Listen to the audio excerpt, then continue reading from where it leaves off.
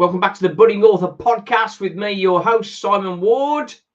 Hope everyone is good out there in media land and all that business. Right then, today we have a neurodivergent writer of super fantasy. That's David Applegate. Hi, David. How you doing? Good, thanks, mate. How's yourself?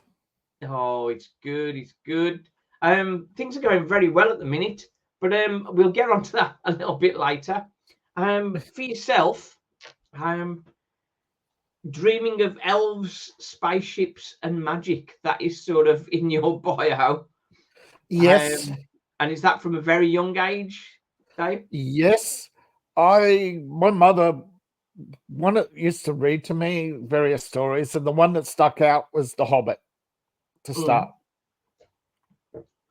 But from there, I'm sure worldwide most kids got scholastic orders, and of course I started into science fiction and fantasy at an early age. I was advanced reading class, so I was already reading. I've read so many different novels of so many different genres, but I kept going back to science fiction and fantasy. Yeah, and when Star Wars came out, my mum took me to see it. She also took me to see Star Trek when it first came out. I'm talking the originals, not the, when I was a little kid. But, and the thing is that stood out, right, really, particularly with Star Wars, is how they blend, like same with Tolkien, just blended magic into everything to the point it just seemed normal. And those sort of stories stuck with me, and I started developing my own stories, quickly moving past Dungeons and Dragons to more advanced science fiction, role-playing, particularly online games. So, and I actually didn't have the confidence for a long time to write. Yeah. So I started around 2012, and by 2016, after a lot of rejections, I self-published. Yeah. I think it's difficult. It's difficult to go the traditional publishing route. There's just so much demand, and a lot of it is, unless you've got a big audience already, you're into a very small pool of people that are going to get in there. Before we move on from Star Wars, Star Trek, where do you land? Which is your preference? It's normally a very strong preference one way or the other. Actually, neither. I fell out of love with both of them because they just move so far, from nowhere to nowhere. Like with Star Trek, they were really going places, and then you had the Dominion Wars, and then they go backwards. It's like there's no progress there. And same with Star Wars. They've explored the universe and just gone backwards again, Yeah.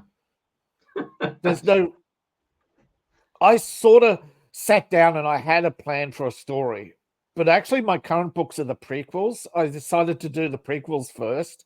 Otherwise, that's the original way of doing it, not the Star Wars way. Yes. Well, Star Wars, the first 4 stories were rejected. I remember seeing the interview with George Lucas, how he was despondent how the first 4 stories were rejected. But then Fox was convinced to give him a second chance on the 4th story.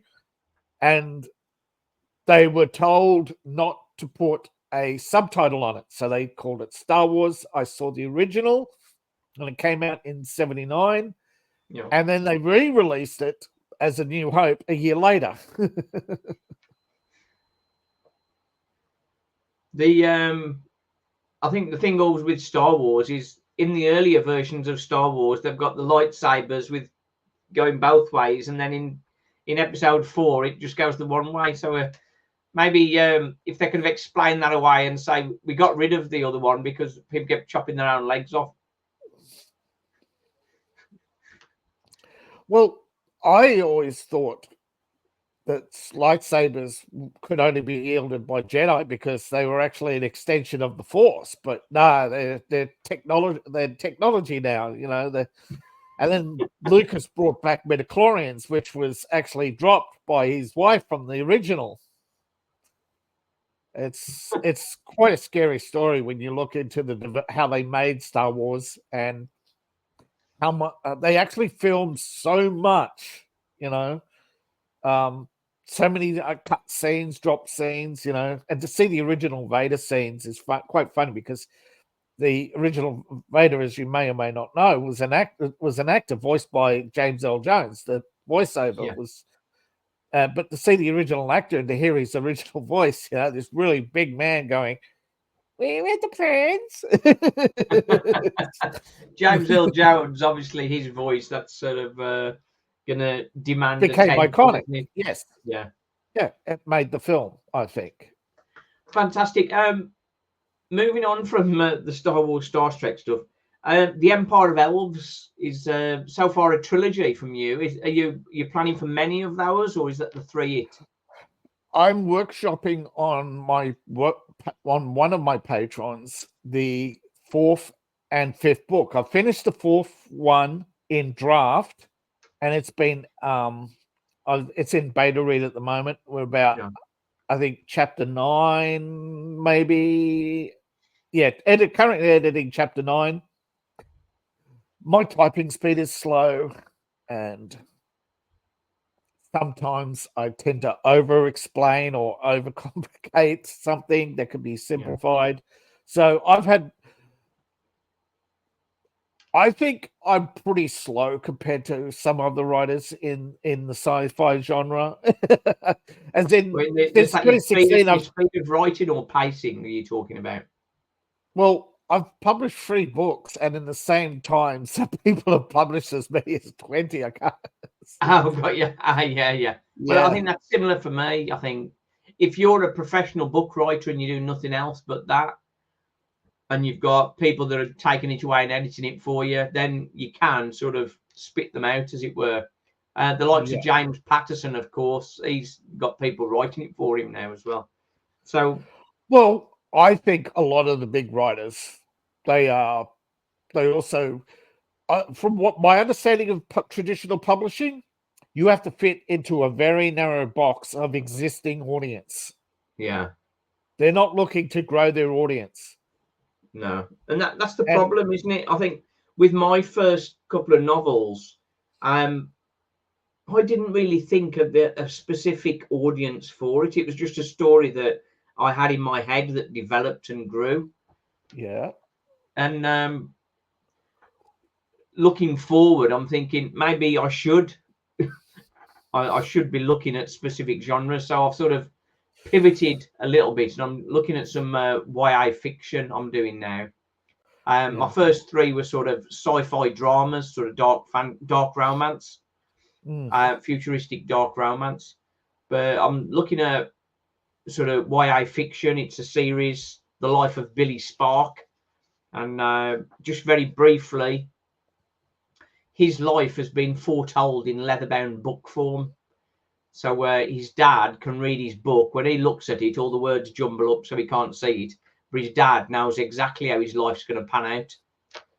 And there's one element of his life that his dad knew he would regret. I won't go into the full details, but he convinces his lad of 17 not to do what he was going to do. And he changes the timeline in his book, and the print from that point on disappears and repopulates a new life for him, but it's a less favorable, more sinister life. So they need to work to try and get his life back on track. As such, it's a fight of fate and destiny, and that's the premise. It's an eight episode series 1 that I'm looking. I'm just released episode 1. The 2 to 8 are going to be sort of released sort of fairly promptly, and then I'm looking at series 2 and series 3. But the ultimate aim would be to take that to TV. It's sort of set for 30-minute episodes, really. That's what it's set for. But exciting, and it's jumps out and explodes into my world. Even though I'm trying to keep quite in a plotting landscape. Are you very much a plotter or a pantser? Sort of both. I have an idea of how the story's going to go, but I start reacting to it as I move on and start shifting away from the original direction, and then try to find myself way back. And I'm not going to brag, but I've had a lot of people compliment my writing. It's just unfortunate that I think I just can't find a wide audience, because science fiction is popular, but the fantasy elements don't seem to, I don't know, it doesn't translate. The science fiction and the more adult elements don't seem to gel well with the so-called modern audience. Yeah, it's a difficult gaining traction with so many books out there is so difficult.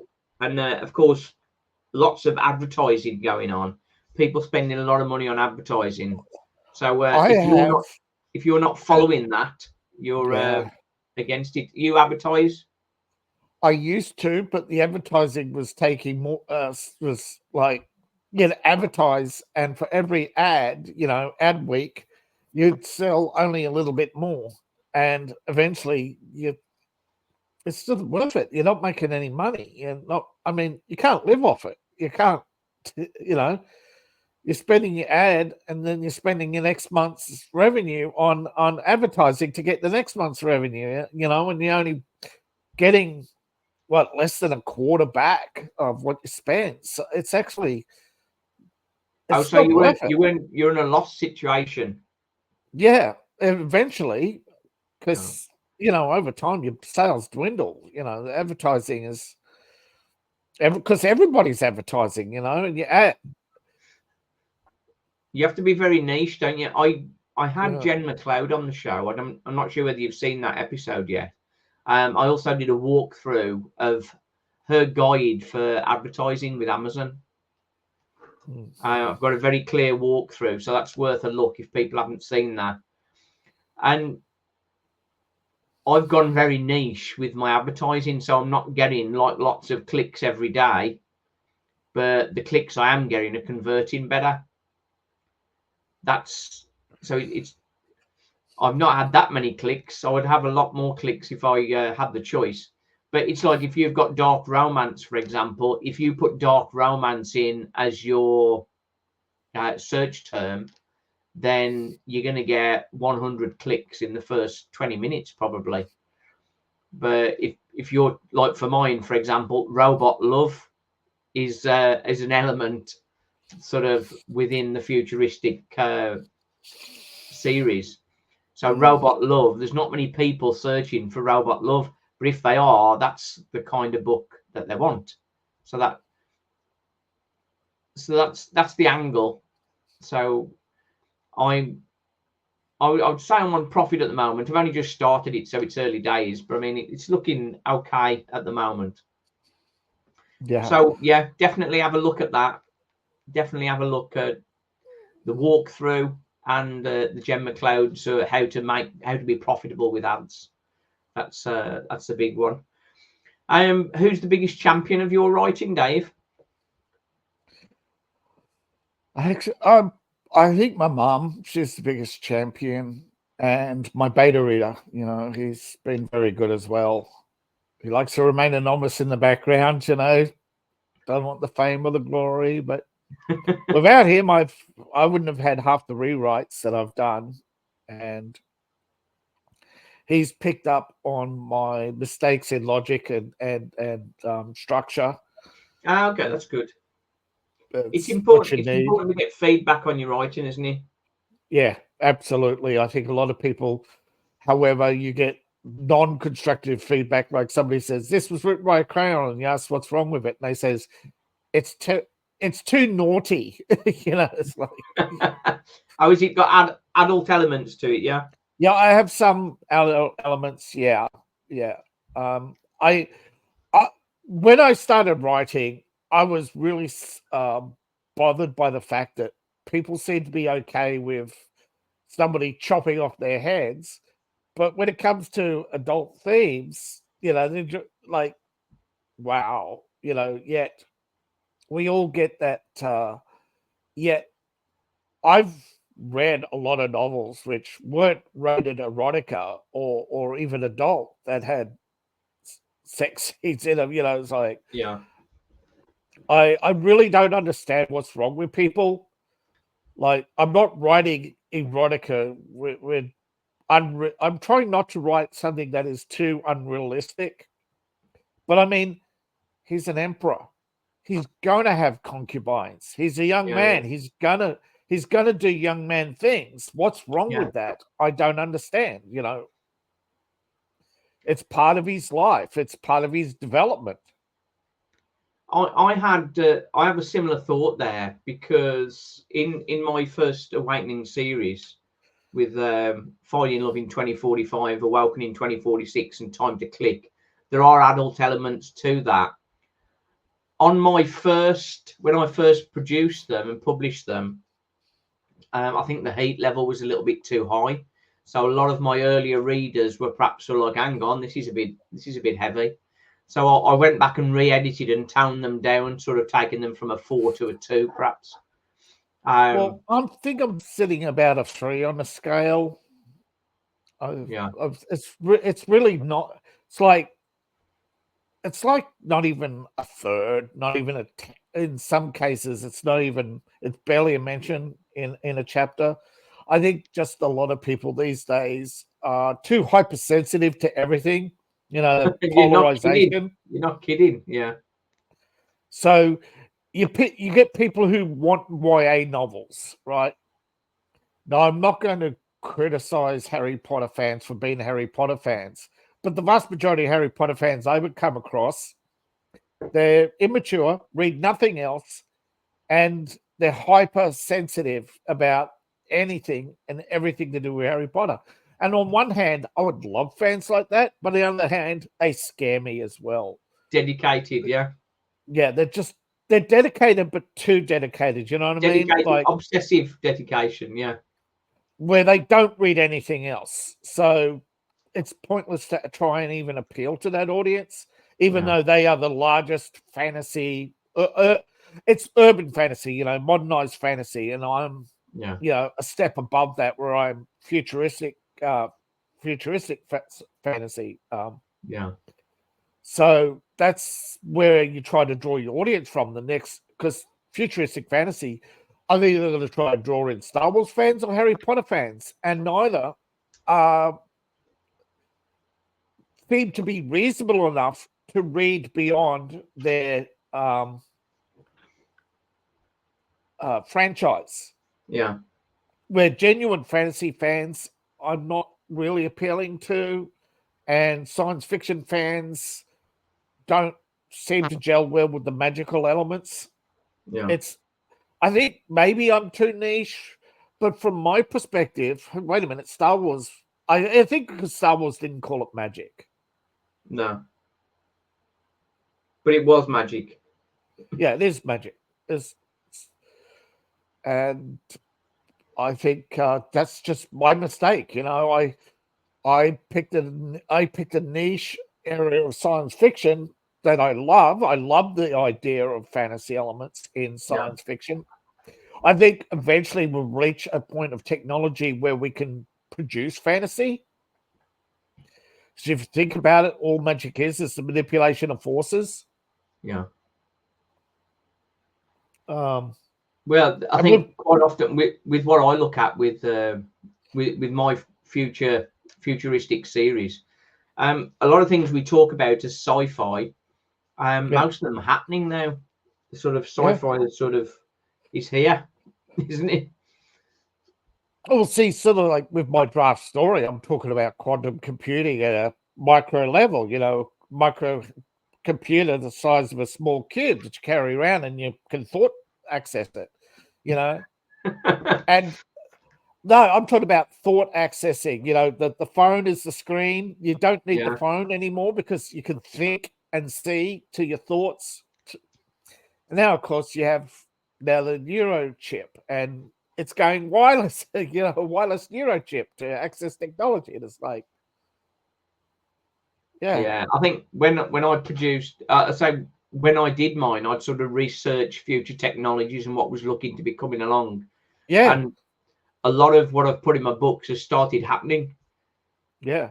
It started happening already, and it'll become mainstream. I think by 2045, people reading my book in 2045, I go like, how did he know that this was all going to be happening? How did it know it was all going to have happened? Well, it's like corporate wars and cyberpunk. People used to laugh at it, but now they look at the size of now they look at some companies and they're starting to shake their boots, going, you got companies now with revenues bigger than companies, or countries that are owned by companies. I mean, Saudi Arabia is pretty much now a company. Yeah. Well, and the likes of Google. I worked with BMW cars, and people have been talking about Google.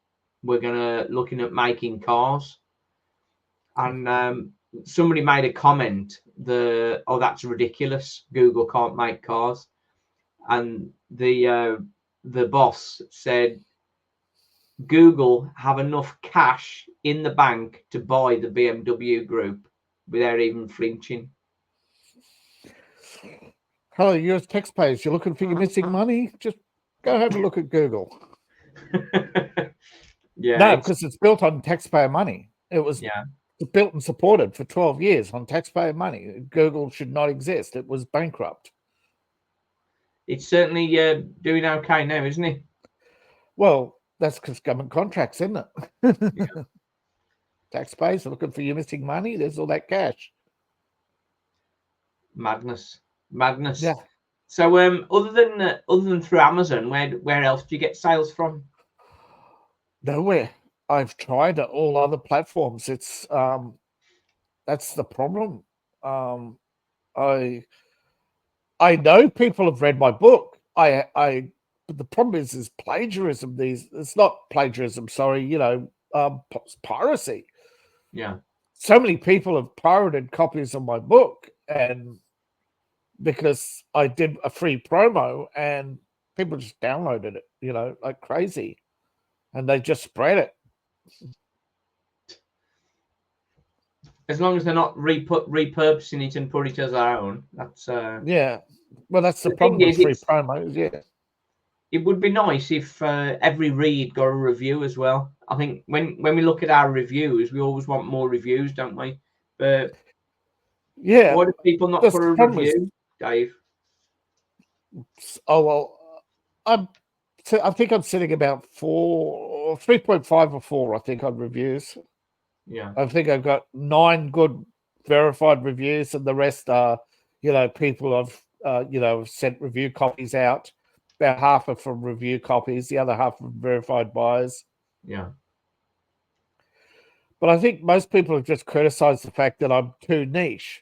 Like, maybe if I went darker, but if I went darker, I'd lose the audience that I've got, because people like the audience I have, despite its size, they like the hope and wonder, not the dark and dreary. They don't want a cyberpunk universe of dark and dreary. Yeah, well, dystopian is more pulls more column inches than utopia, doesn't it? Yeah, I think that was the mistake, is that people don't understand that. See, I planned a much longer story, and so I thought, well, I have this utopian state that absorbs a dystopian state and gets dragged into its wars. But because I wrote the prequels first, I have to write the utopian state and just barely mention their dark cousins, and they had their collapse and their wars, and how the utopians reach out and want to spend trillions of dollars rebuilding and repopulating, and we'll use cloning and other modern techniques to rebuild your population. We'll terraform your worlds. We'll give you millions in cash to join the empire. We'll establish hyperspace trade routes through jump gates, and really go all out to welcome you back. Because these are the former rebels. Yeah. But as part of the deal, they have to recognize the fact that the rebels actually won the war. You know, they just have to eat a little bit of humble pie because, Yeah. you know, 10,000 years ago, they had a civil war and the rebels destroyed the capital, sparked the end of the Ice Age, which flooded the world, causing the elves to flee. And the rebels, however, didn't want to be around either. They took off into deep space as well. But they sort of like... I'm thinking the way the news is set up, set up, bad news always grabs more attention, isn't it? Wouldn't it be nice if everything on the news was all the good news? The thing is, that's the thing. Yeah. I really didn't set up, like, I was told what I should have done was the Star Wars route. You put out book 4 or book 5 or book 6 or book 7, you know, you write the first story, right? And then you have the rest as some flashback prequel and then go on from there. You should have had your war, should have had them knowing there's a war and not just say, oh, there's something coming, we better prepare for it, you know. I think I slow walked it just a tad too much. Yeah. Yeah, I think pacing is important, isn't it? I think when I'm reading, if the pace isn't stronger, if the pace isn't quick enough, I lose interest very quickly. I need the pace. And with my writing, I'm very focused on keeping a very strong pace. Lots happening. The thing is, I think I've held the audience I've got interest very well in the first book. It's just the next two, I think. Yeah, I don't know what it is because there's the lack of feedback other than those who have read it have said they liked it. It's just,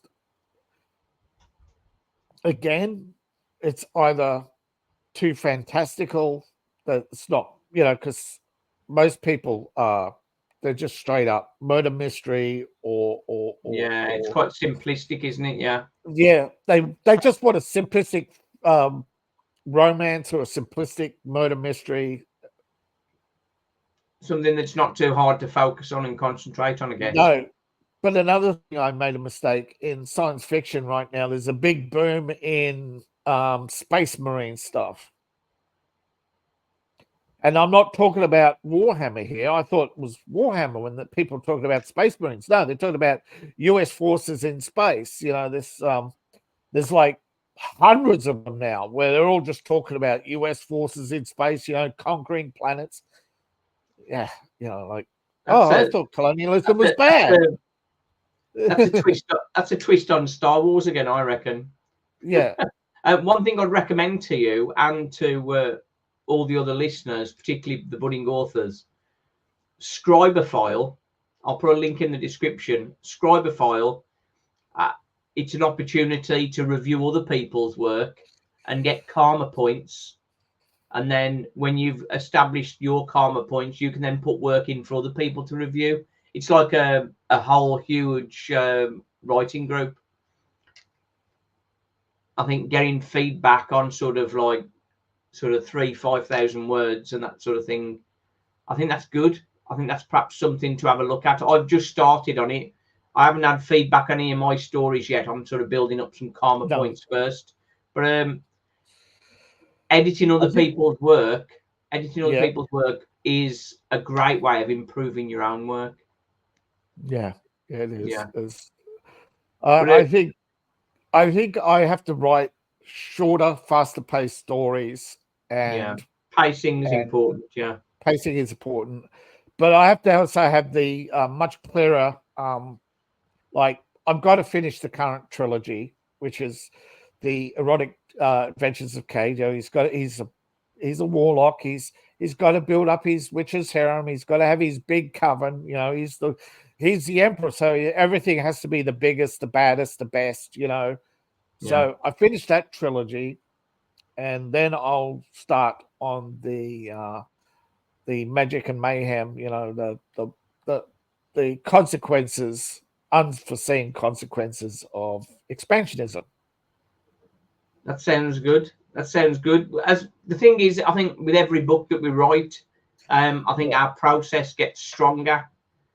and the whole process, the writing, the structure and everything just improves with each book. I think that's what I think for my books. I'm feeling much stronger now than I was on my first book, but we still go through the editing phase, the read aloud phase, and the beta reading phases and all that. But we're running out of time. Dave, thanks very much for coming on. Thank you for awesome having me. And wish you very well. And as I say, I'll put the links in for Scribophile if people want to have a look at that. That's good. Nice one. Thanks for watching. Cheers.